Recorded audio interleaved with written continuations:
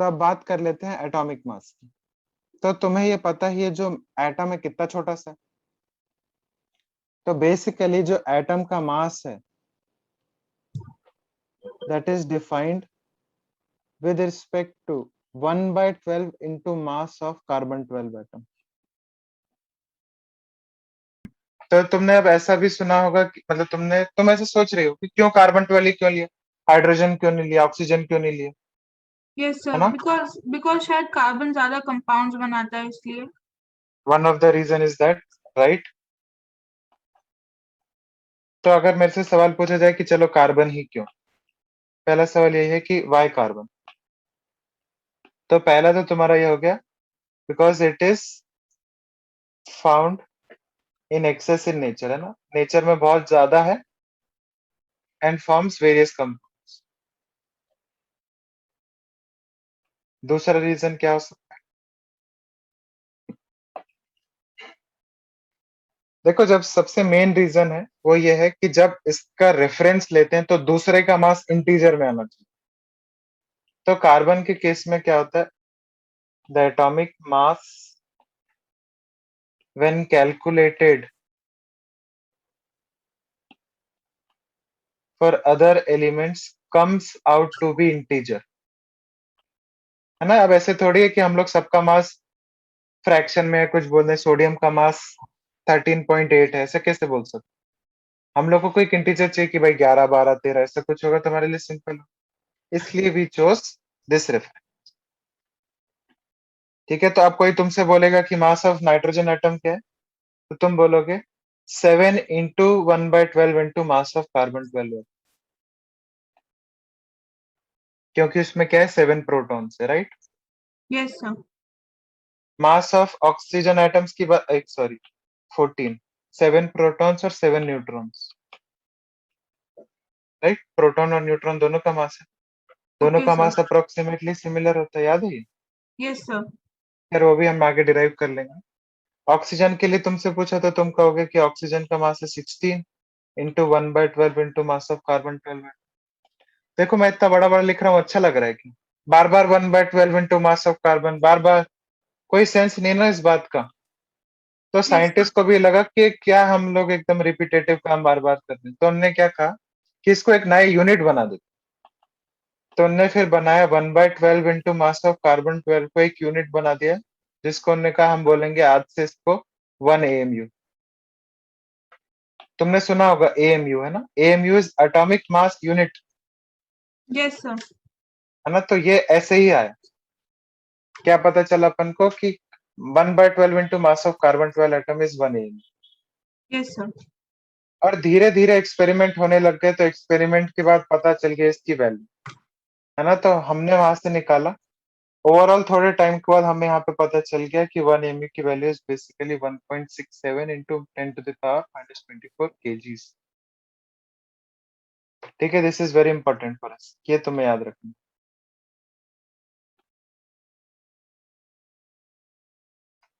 है ना। और बेसिकली यही मास ऑफ 1 प्रोटॉन भी होता है या मास ऑफ 1 न्यूट्रॉन भी होता है।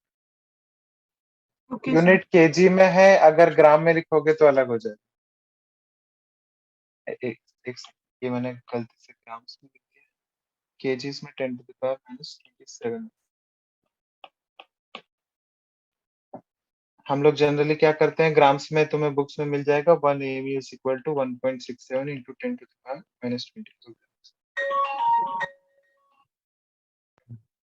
ठीक है, देख ओके लेना, सर। तुमको जो भी यूनिट सही लगता है तुम उसमें याद कर सकते हो, पर हमें यहाँ पे पता चल गया, अच्छा भाई तो कितना सिंपल हो गई लाइफ। देखो तो हमने इसको बोल दिया 14 AMU, इसको बोल दिया 16 AMU, और इसको बोल दिया 32 AMU, राइट। Yes sir. तो हमारी लाइफ बहुत आसान हो गई। अब तुम देखो, अब मास हम लोग ने किसी के रिस्पेक्ट में निकाला, तो मास हमारे लिए दो टाइप के हो सकते हैं, एक हो सकता है एटॉमिक मास जो अभी हम निकाल रहे हैं, और एक हो सकता है रिलेटिव एटॉमिक मास। तो जैसे मैं अगर नाइट्रोजन की बात करूं, नाइट्रोजन का जो एटॉमिक मास है दैट इज 14 AMU, पर अगर मैं नाइट्रोजन का रिलेटिव मास की बात करूं तो वो होगा with respect to 1/12 into mass of carbon 12 atom, yes sir, और इसकी वैल्यू तो अभी हमने क्या निकाली, 1 mu निकाली। यस सर, तो नाइट्रोजन का रिलेटिव एटॉमिक मास आया 14, है ना। तो जो वैल्यू है वो हमेशा सेम रहती, बस यूनिट्स जो है वो अलग अलग होते रहते। अब तुमने कभी कभी नाइट्रोजन का मास 14 ग्राम्स भी देखा होगा। यस सर, अब वो क्या चीज है, तो वो जो चीज है उसे अपन बोलते हैं ग्राम एटॉमिक मास। देखो तुम्हें क्या समझ में आया, एक एटॉमिक मास, एक रिलेटिव एटॉमिक मास, और एक तीसरी चीज होती है जिसे अपन बोलते हैं, या तो मोलर मास भी बोल सकते हैं या तो फिर ग्राम एटॉमिक मास, और उसका यूनिट क्या होगा। फॉर एग्जांपल नाइट्रोजन तो वो है 14 ग्राम्स। तीनों चीजों में ध्यान रखना, तीनों चीजें अलग अलग हैं। एक है 14 एमयू, एक है 14 ग्राम्स। तो मतलब तुम्हारे लिए बहुत सिंपल है भाई, कि ग्राम्स में क्या लिखेंगे, ग्राम एटॉमिक मास या मोलर मास। अब मेरा तुमसे एक सवाल है, देखो क्लोरीन को मैं अगर ढूंढने गया नेचर में, तो मैंने देखा कि क्लोरीन के सारे एटम सिमिलर है ही नहीं। क्लोरीन के कुछ एटम्स लेटर से ऐसे ब्लैक कलर के हैं, कुछ एटम्स अलग से कलर के हैं, लेटर से ब्लू कलर के। तो इस केस में मैं इसका एटॉमिक मास डिफाइन ही नहीं कर पाऊंगा, क्योंकि एटम का मास मतलब एक एटम का मास, तो अब इस एटम का मास अलग हो सकता है, इस एटम को उठाऊं तो वो अलग हो सकता है। तो अब मैं क्या करूंगा, तो मैं अब एटॉमिक मास की बात नहीं करूंगा, अब मैं बात कर लूंगा कि इसके ओवरऑल एवरेज की वैल्यू, है ना। तो मैं तुम्हें बताऊं, क्लोरीन अपने नेचर में दो टाइप से मिलता है, क्लोरीन 35 और एक क्लोरीन 37। क्या तुम्हें पता है इनको आइसोटोप्स बोलते हैं, आइडिया होगा शायद, यस सर, है ना। इसका अगर मैं परसेंटेज बताऊं तो ये 75% है और ये 25%। तो अब अपन निकालते कैसे हैं एवरेज एटॉमिक मास।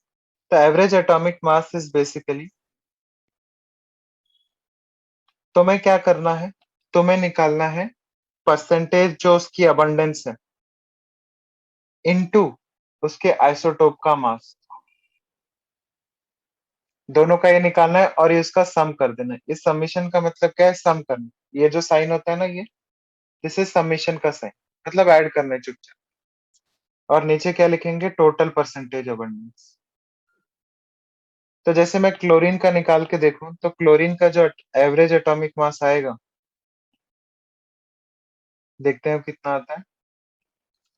तो 35 into 75 plus 37 into 25 divided by total percentage abundance कितना है, 100 है। यस सर, इस वैल्यू को कैलकुलेट करते हैं तो वैल्यू आती है 35.5, राइट। यस सर, तो तो इस बात को ध्यान से देखो, 35.5 is not atomic mass, it is average atomic. तुमने ऐसा बहुत बार सुना होगा क्लोरीन का 35.5 है, तुम सोच भी रही होगी कि सबका इंटीजर आता है, इसका इंटीजर क्यों नहीं। यस सर, तो इंटीजर इसलिए नहीं है क्योंकि हम लोगों ने एक एवरेज वैल्यू निकाली, वरना तो अलग क्लोरीन का 35 भी है और वरना क्लोरीन का अलग 37 भी है। अब बताओ, अगर मॉलिक्यूलर मास की बात करें, तो मॉलिक्यूलर का मतलब क्या है कि हम भाई एटम से मॉलिक्यूल पे आ चुके। तो पहले हम लोग नाइट्रोजन का निकाल रहे थे, तो अब नाइट्रोजन का जैसे अपन ने पहले निकाला था 14 AMU, अब अपन क्या निकालेंगे, कुछ एलिमेंट्स को कुछ एटम्स को मॉलिक्यूल बनाएंगे।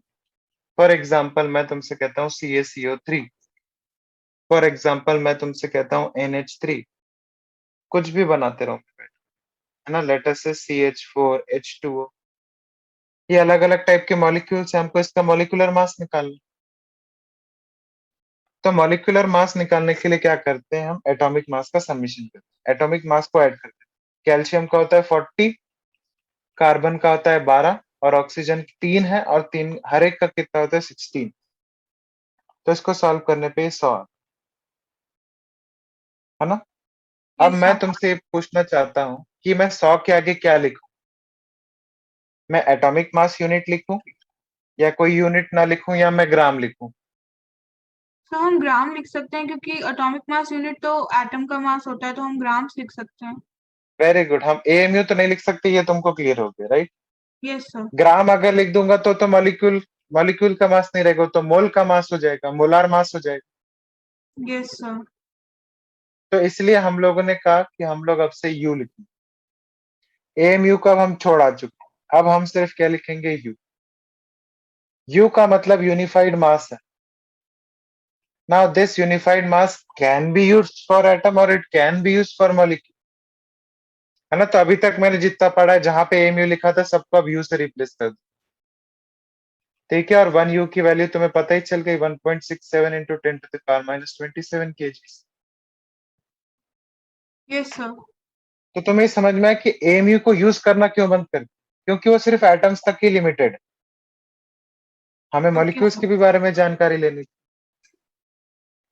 अब कभी कभी ना, वैसे ये पुराना मतलब जेई में 2000 पहले 2000 से पहले आता था, तो इस टाइप के क्वेश्चन कैसे सॉल्व करते, देखो यहाँ पे कोई अलग सा ही टर्म यूज कर लिया, जिससे बोल दिया मिनिमम मॉलिक्यूलर मास। तो होता क्या है, दुनिया में बहुत सारे पॉलीमर्स होते हैं, ओके सर। राइट। तो जो पॉलीमर है उसका मास अलग अलग हो सकता है, तो उसका मास कैसे डिटरमाइन करते हैं, उसके लिए बेसिकली ये चीज पढ़ी जाती है। अब ये चीज का मतलब क्या है, वो कह रहा है कि calculate minimum molecular mass of insulin if it is known that it contains 3.2% of sulfur। तो 3.2% मेरे को आता है कि भाई 100 है तो 100 में से 3.2 आया होगा। Yes sir. पर अब मैं एक मॉलिक्यूल की बात कर रहा हूं, तो मैं बोल देता हूं कि अगर मेरा 100 यू मेरे मॉलिक्यूल का मास है, तो उसमें 3.2 यू किसका मास है, सल्फर का मास है, राइट। Yes sir. तुम मेरे को बताओ, क्या मेरा जो कंपाउंड है उसमें कम से कम एक सल्फर एटम तो होगा ना? आधा एटम तो कुछ नहीं होता, 1/4 एटम तो कुछ नहीं होता। No sir. तो कम से कम एक सल्फर एटम तो होगा, at least one sulphur atom. Yes sir. और अगर सिर्फ एक सल्फर एटम होता तो उसका मास कितना होता, 32 MU। 32 यू, है ना। अब अपन यू पे आ चुके। Okay sir. तो अगर 100 यू है, उसमें 32 यू प्रेजेंट है, तो क्या 32 you would be present in 1000 you, yes sir. है ना। दोनों को तरफ 10 से मल्टीप्लाई कर दिया, तो ये जो मेरा मास है, this is my minimum molecular mass. मतलब मेरा जो मॉलिक्यूल है वो 1000 यू से कभी कम हो ही नहीं सकता, क्योंकि अगर 1000 यू से कम हो गए तो सल्फर फ्रैक्शन में आ जाएगा, जो कि पॉसिबल नहीं। तो तुम कभी भी इंसुलिन को उठा के देखोगी, फॉर एग्जाम्पल हाइपोथेटिकली इस क्वेश्चन के अकॉर्डिंग, तो तुम इंसुलिन का मास हमेशा 1000 के ऊपर ही पाओगे, है ना। हो सकता है वो 2000 टू 3000 तो कुछ भी हो, 1000 से नीचे नहीं हो सकता। आ गई बात समझ में? Yes sir. तो ये था मिनिमम मॉलिक्यूलर मास। अब यहीं पे वैसे जब अपन ने मॉलिक्यूलर मास की बात करी है, तो यहाँ पे अपन ग्राम मॉलिक्यूलर मास की भी बात कर सकते हैं। बस है क्या मतलब कि जो मॉलिक्यूलर मास है उसको किसमें एक्सप्रेस कर रहे हैं, ग्राम्स में, राइट। Yes sir. जैसे अपन ने ग्राम एटॉमिक मास बोला, सेम थिंग। एक कभी कभी वो परेशान करने के लिए फॉर्मूला मास बोल देता है। अब फॉर्मूला मास क्या चीज है, देखो NaCl जो है, NaCl का जो मॉलिक्यूल है, उसको कभी कभी हम लोग उसका NaCl का फॉर्मूला यूनिट भी बोलते हैं। मतलब क्या है इस चीज का, अगर मैं तुमसे ऐसे पूछूं कि NaCl है, तो NaCl कैसे एग्जिस्ट करता है, मैं तुम्हें बताता हूँ। NaCl में आयनिक बॉन्ड है, पता है ना तुमको। Yes sir. तो तुम देखो तो ये कैसे, ये तो मैं 2 डायमेंशनल बना रहा हूँ, पर ये 3 डायमेंशनल स्ट्रक्चर होगा, है ना। क्या तुम यस सर। देख पा रहे हो, हर एक क्लोरीन के पास Na+ से सराउंडेड है, Na+ क्लोरीन माइनस से सराउंडेड। Yes sir. अब मैं तुमसे पूछूं कि तुम्हें ये तो पता है हमारा फॉर्मूला यूनिट NaCl है, यस सर। तो क्या हर एक Na के करस्पॉन्डिंग एक ही Cl- होगा? हाँ, फॉर्मूले से क्या कह रहे हैं कि एक Na के लिए एक ही Cl होगा। पर तुम यहाँ तो देखो, यहाँ पर अगर मैं यहाँ पे क्लोरीन बनाऊं, यहाँ पर क्लोरीन बनाऊं, तो एक ही Na के पास 4 क्लोरीन दिख रहे हैं मेरे को। तो ऐसा लगेगा कि ये तो NaCl4 होना चाहिए, पर अगर तुम अब क्लोरीन को ध्यान से देखो तो क्लोरीन भी तो 4 Na+ बना सकते हैं। Yes sir. तो हम लोग क्या करते हैं, हम लोग चार्ज बैलेंस को देखते हैं। अगर Na+ है, तो Na+ को कितने बैलेंस करने के लिए कितने क्लोरीन चाहिए, एक ही चाहिए। Yes sir. तो हमारा फॉर्मूला NaCl है। NaCl को मॉलिक्यूल ना बोल के अपन बोल रहे हैं कि NaCl is a formula unit, और इसके ओके। करस्पॉन्डिंग जो मास होगा, जैसे MgCl2 है, तो मैग्नीशियम का कितना मास है 24, प्लस 2 है क्लोरीन कितने 35.5, यस सर। तो दिस इज 24 प्लस 71, तो इसका मास कितना हो गया 95 हो गया, राइट। Yes sir. तो ये जो 95 है, कोई तुमसे पूछेगा ये क्या है, तो तुम कहोगे दिस इज फॉर्मूला मास। मैं फिर भी बता देता हूँ, ये जो टर्म है इतना ज्यादा यूज नहीं किया जाता, जनरली हमको हर जगह मॉलिक्यूल्स ही मिलेंगे लिखे हुए, पर अगर कभी फॉर्मूला यूनिट लिखा हुआ मिल जाए तो तुम समझ जाना अच्छा कि एक आयनिक मॉलिक्यूल, आयनिक कंपाउंड, राइट।